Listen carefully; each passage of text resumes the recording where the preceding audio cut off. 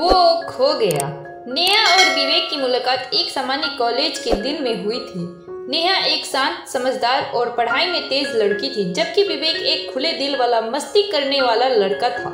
College के पहले दिन से ही दोनों की दोस्ती एक नई शुरुआत बन गई थी। विवेक और नेहा ने जल्द ही एक दूसरे को समझना शुरू कर दिया।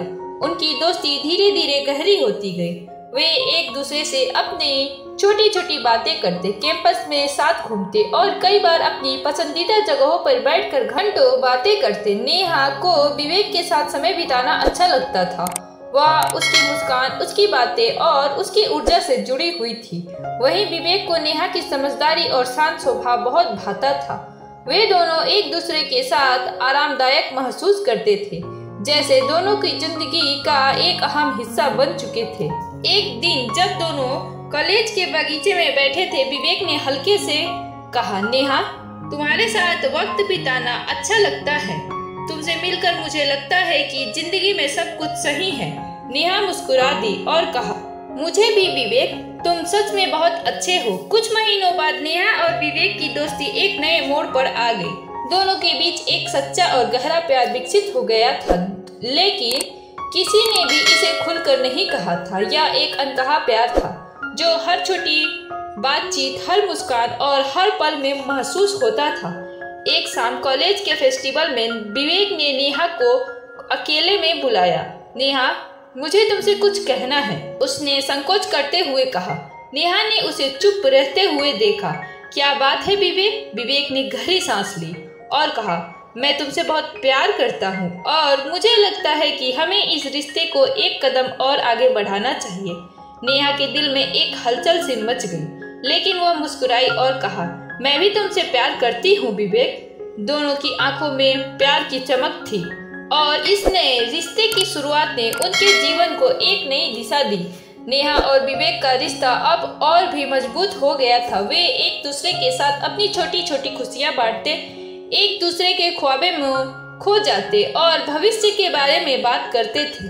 विवेक ने नेहा से कई बार कहा था कि वह अपने जीवन का सबसे अच्छा इंसान बना है, क्योंकि उसने उसे पाया है। विवेक ने नेहा को अपनी जिंदगी का हिस्सा बना लिया था। वह नेहा के साथ हर लम्हा जीना चाहता था और उसने मन ही मन यह तय किया था कि वह हमेशा उसके साथ रहेगा।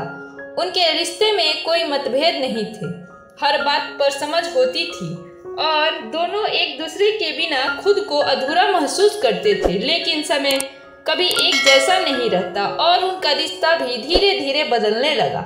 कुछ महीनों बाद विवेक के व्यवहार में बदलाव आने लगा। वह पहले जैसा खुश और मस्ती करने वाला नहीं रहा था। उसके चेहरे पर हमेशा एक उदासी सी दिखने लगी थी।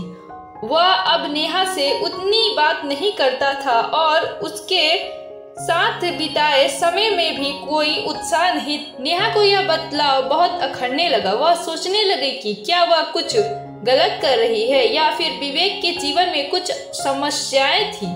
एक दिन उसने विवेक से पूछा, विवेक, क्या तुम ठीक हो? तुम पहले जैसे नहीं हो, क्या कुछ हो गया है? विवेक चुप था, उसने कोई जवाब नहीं दिया। कुछ दिन बाद नेहा को पता चला कि विवेक किसी अन्य लड़की के साथ समय बिता रहा था। यह जानकर नेहा का दिल टूट गया, लेकिन उसने विवेक से सीधे कुछ नहीं पूछा। उसे लगा कि अगर विवेक ने यह कदम उठाया है तो वह शायद उसे खो चुका है। नेहा के लिए यह स्वीकार करना बहुत मुश्किल था। वह समझ नहीं पा रही थी कि विवेक, जिसे वह सबसे ज्यादा प्यार करती थी, अचानक उससे दूर क्यों हो गया था। वह कई बार खुद को समझाती रही, लेकिन उसकी आत्मा में गहरा दर्द था। उसने कई रातें जागते हुए बिताई, सोचते हुए कि उसका प्यार कहाँ खो गया। विवेक ने किसी भी बात का जवाब नहीं दिया और एक दिन उसने अचानक ही कॉलेज छोड़ने का फैसला किया। उसके जाने से पहले उसने एक आखिरी बार नेहा से मिलने का वादा किया। जब वे मिले, विवेक ने नेहा से कहा, नेहा, मुझे तुमसे माफी चाहिए। मैं जानता हूँ कि मैंने तुम्हारा दिल तोड़ा है और शायद मैं कभी भी तुम्हारे दिल में फिर से जगह नहीं बना पाऊंगा, पर मैं तुमसे सच में बहुत प्यार करता था और मैं जानता हूँ कि मैंने तुम्हारे साथ गलत किया। नेहा ने गहरी सांस ली और कहा, तुम क्या कर रहे हो विवेक? अगर तुम मुझसे प्यार करते तो तुम मुझे क्यों छोड़ रहे हो? विवेक चुप था और फिर उसने कहा, मेरे लिए यह बहुत कठिन है, लेकिन मुझे अब अपनी जिंदगी में आगे बढ़ने की जरूरत है। विवेक के जाने के बाद नेहा पूरी तरह से टूट गई।